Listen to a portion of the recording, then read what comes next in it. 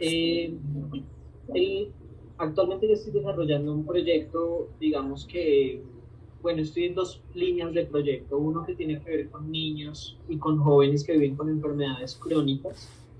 Eh, en el caso de los niños, niños que viven con cáncer y con VIH, SIDA, pero que viven con esta condición, en el caso del VIH por transmisión vertical, es decir, que sus mamás en el proceso de amamantarles o del parto les transmitieron el VIH, y niños con cáncer, pues con diferentes tipos de cáncer.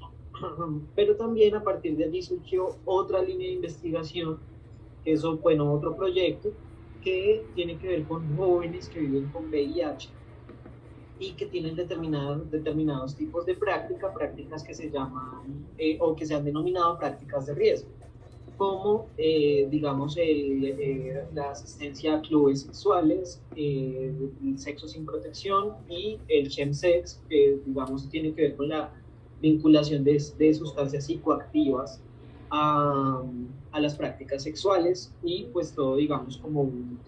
Eh, todavía no tengo claro cómo denominarlos. En algunos contextos se habla de compulsiones sexuales, en otros se habla de desborde, en otros de comportamientos límite, pero digamos que simplemente estamos en el momento de indagar qué acontece, digamos, en los jóvenes que viven con VIH-Sida, digamos, que les lleva a permanecer o a fortalecer este tipo de conducta.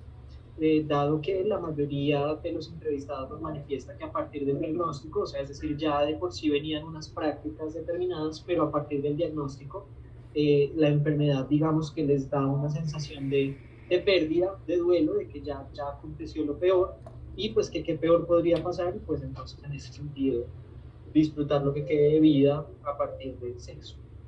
Entonces, estamos pues como con esa investigación y particularmente con un colectivo de amigos. Este sí es digamos, un proyecto ya que no tiene que ver tanto con la academia, pero que me interesa mucho conocer su perspectiva. Es un proyecto, digamos, que busca convertir las fincas lecheras y productoras de carne, de ganado para carne, en santuarios de animales. Y en este sentido hemos estado indagando cuál es la perspectiva que se tiene desde las ciencias sociales sobre las infancias de los animales no humanos. Y en este sentido también, qué perspectiva se tiene desde la subjetividad política en relación con los animales no humanos y pues con la oportunidad, o más bien con la oportunidad no, sino con la condición de existencia, digamos, con la finalidad de la existencia. Entonces, pues estos son como los tres grandes campos en los que me quisiera como pues relacionar con usted para poder pues conocer un poco como su perspectiva.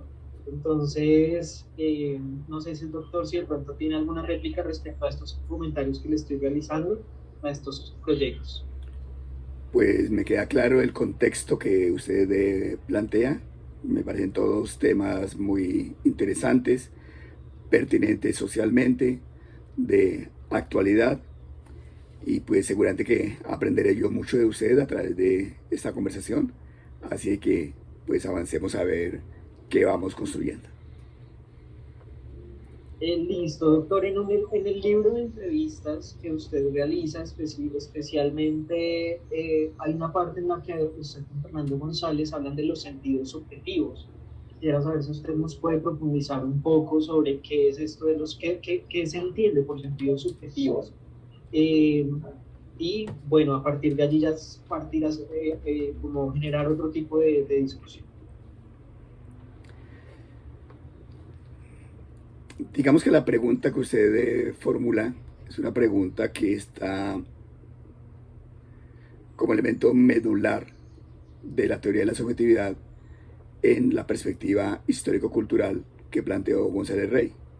De hecho, esa categoría de sentido subjetivo es una categoría que él plantea, instala, para poder llegar a comprender y desdoblar, diría él, la categoría de subjetividad. Yo en lo que lo logro comprender, creo que podríamos graficarlo en términos de esas muñecas rusas que están una metida dentro de la otra, para entender entonces que quizá el sentido subjetivo es lo más interno, la forma más interna de expresión y de abordaje de la subjetividad. Por lo tanto, para la respuesta tendría que hablar desde lo más general a lo más particular, el sentido de comprender que en primera instancia, y me parece bien la forma como se empieza a denominar que están desarrollando un proyecto de los animales no humanos, porque quiere decir entonces que hay animales humanos, o así al menos quisiera yo enmarcarlo, para entender entonces que nosotros somos como especie justamente eso, una especie animal. Y una especie animal que nos caracteriza justamente la condición biológica. Lo que pasa es que frecuentemente la ignoramos, aunque a diario nos está llamando a cuentas. Por ejemplo, usted plantea que acaba de venir de donde el odontólogo o el ortodoncista porque tenía un malestar de salud. Eso es condición biológica, en principio. Y le intervinieron, plantea usted. Eso es situación biológica. Pero no se queda solamente en esa condición, no nos quedamos solamente en esa condición biológica, sino que vamos y hemos ido filogenéticamente cualificándonos para adquirir la condición de humanos, pero la vamos adquiriendo procesualmente.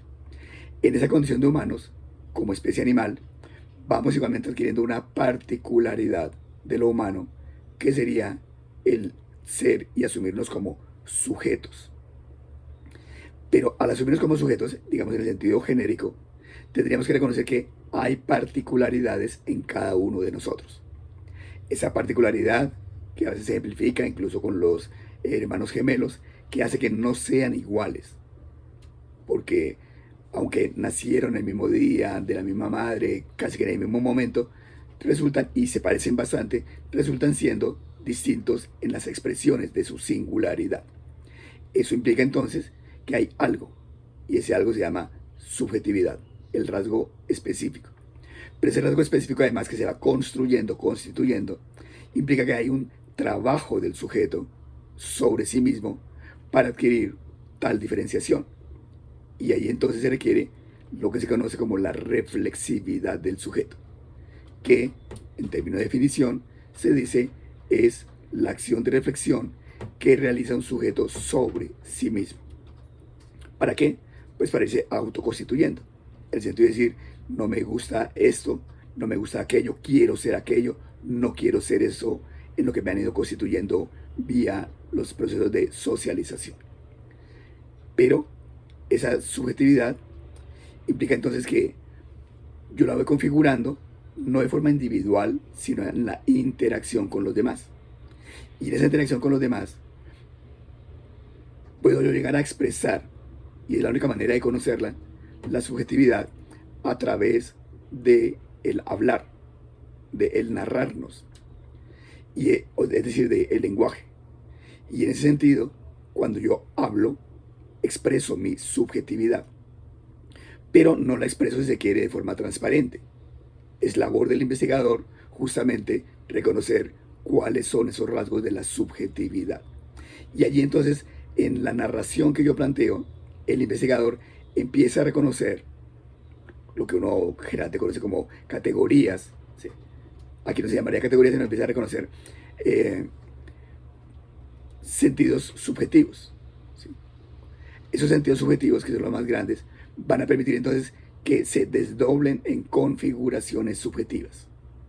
Esas configuraciones subjetivas, entonces, ya ahora si se quiere, la forma específica como yo puedo llegar a encontrar dentro de un discurso una expresión de la subjetividad. Yo siempre lo he planteado de esa manera, aunque sé que no es la forma como en esa teoría, y en particular González Rey lo aceptaría, que es la configuración subjetiva es una manera de operacionalizar la indagación de la subjetividad, porque es lo más específico. Es el hilo particular que nos permite reconocer qué es lo que constituye, por vía del sentido subjetivo, la subjetividad de un sujeto.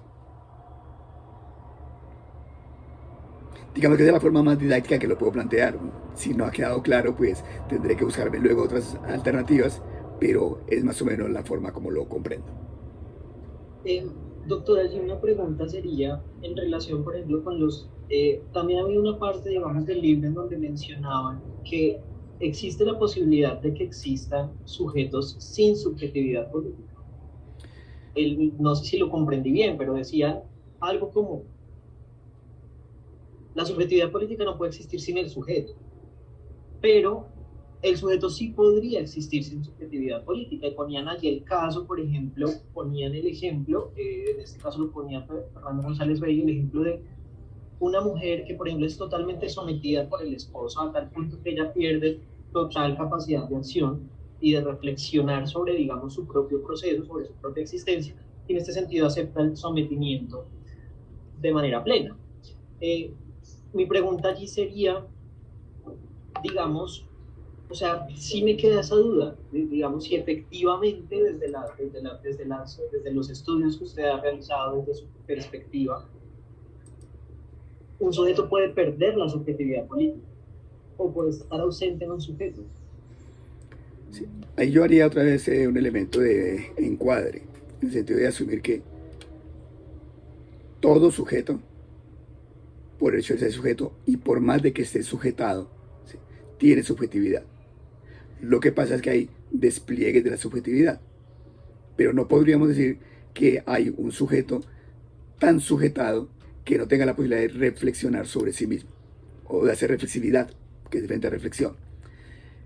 Entonces, ese es un primer elemento. Por esa vía, entonces, reconocer también que si nosotros vamos constituyendo la subjetividad, pues con mayor razón debemos construir la subjetividad política. Pero la subjetividad política la constituimos nosotros en la medida en que realizamos acciones de reflexividad de nosotros respecto de lo público y lo común, en una perspectiva de lo que sería la política y el despliegue de donde se realiza.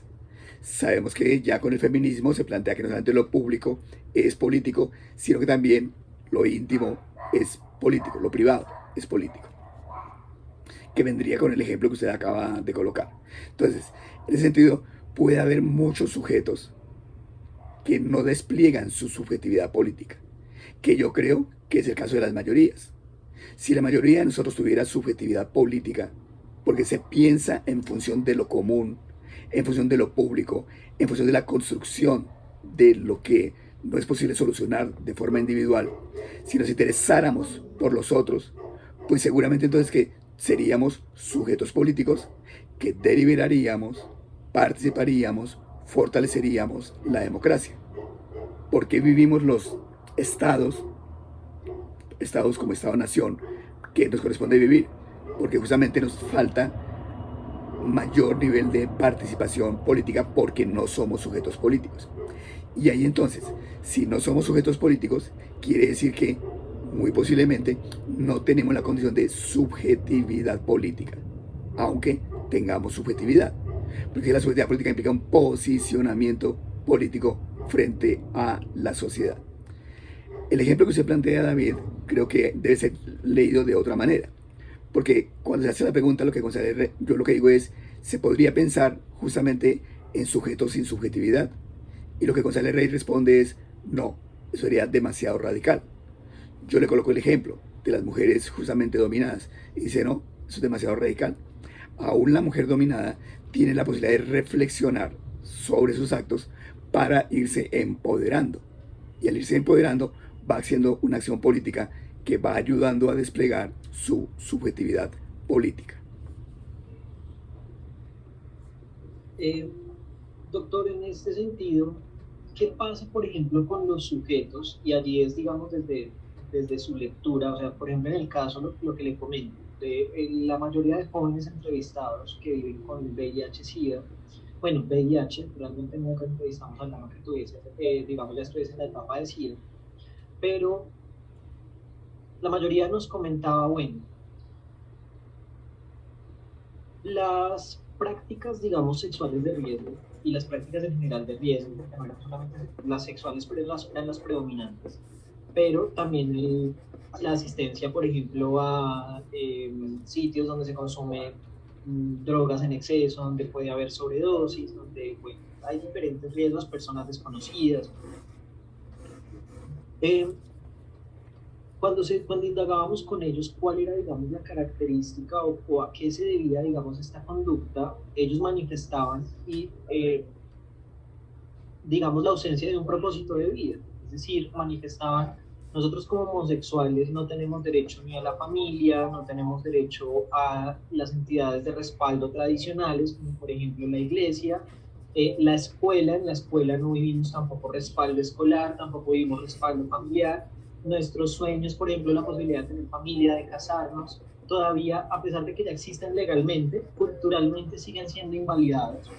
Entonces manifestaban algo como, llega un punto en el que se siente como si la existencia de la persona homosexual fuese simplemente válida para ser profesionales y para vivir en un mundo sexualmente fortalecido, es decir, digamos un mundo que sea sexualizado, una cultura que sea sexualizada desde la cultura homosexual. Y entonces allí mi pregunta es, ¿qué pasa con la subjetividad política de estas personas? O sea, es decir, ¿será que se llega a un punto de no reflexión sobre esto que está aconteciendo? ¿O será que el simple hecho, porque algunos de ellos manifestaban lo que queremos es morirnos, pero no nos queremos suicidar, sino que queremos morirnos a través del placer, eh, entonces, o ir acabando de a poco la existencia a través de este tipo de prácticas? Entonces, la pregunta sería, el deseo, por ejemplo, de este tipo de prácticas y de este tipo de ir consumiendo la vida, ¿no sería también un tipo de subjetividad política? Yo pienso que habría que diferenciar entre práctica política y subjetividad política. Es posible que esas características sean propias de una práctica política. Se quiere una práctica política contestataria o se quiere de resistencia. Pero es que la subjetividad política implica que la persona se reflexiona a sí mismo para mirar cómo puede ayudar organizadamente, colectivamente, a superar los elementos de subordinación, de dominación que pueden llegar a existir. Y allí, a no ser lo que usted plantea, no pareciera que la persona busque procesos organizativos para a través de ellos poder llegar a tener condiciones de vida más adecuadas según sus propias expectativas. Es posible, de todas maneras, que haya un planteamiento y una postura política cuando ellos aspiran, por ejemplo, a través de esas prácticas, a tener un despliegue amplio de la libertad, al reconocer ellos que hay un proceso de exclusión, al reconocer que se les vulneran derechos, que se les desconocen derechos. Pero mire que eso que seguramente, digo yo seguramente, espero que lo hagan antes, que ayuda a usted a activar a través de las preguntas que le formula para su investigación, hace que esa persona se coloque en esa actitud de reflexionarse a sí mismo. Que quizá diga, no lo había pensado antes, empiezo a pensarlo ahora. Al empezar a pensarlo ahora, que es realizar acción de reflexividad sobre sí mismo, recordemos, se coloca como objeto de reflexión de sí mismo, que es la definición de reflexividad base de la subjetividad. Él empieza ya a reconocer unas características particulares de él en cuanto a subjetividad. Quizá allí lo que tiene que empezar también a reconocer es, esas condiciones son derivado de qué? Un castigo divino, una desigualdad social, y en cualquiera de las dos vías, entonces, ¿cuál va a ser la alternativa que él va a asumir para de forma propositiva ayudar en ese proceso de solución? Que si lo hace de forma organizativa, diría uno, ayuda a asumir una práctica política que ayuda, entonces, igualmente, a romper con las subordinaciones que hasta el momento puede llegar a existir. Pero allí estoy yo suponiendo, porque como usted lo narra, pareciera que esas personas no tienen todavía un posicionamiento político y por lo tanto una subjetividad política. En el caso, por ejemplo, de los niños que viven con enfermedades crónicas como el VIH, como el cáncer, muchos de ellos manifiestan que son, es decir, eh, el nivel de sobreprotección de sus padres, digamos, se despliega, se dobla y se incrementa, se potencializa el deseo de sobreprotección del padre.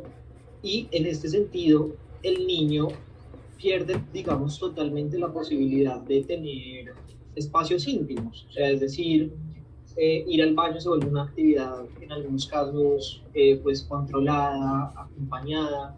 Eh, la toma de medicamentos, la alimentación, determinados tipos de prácticas.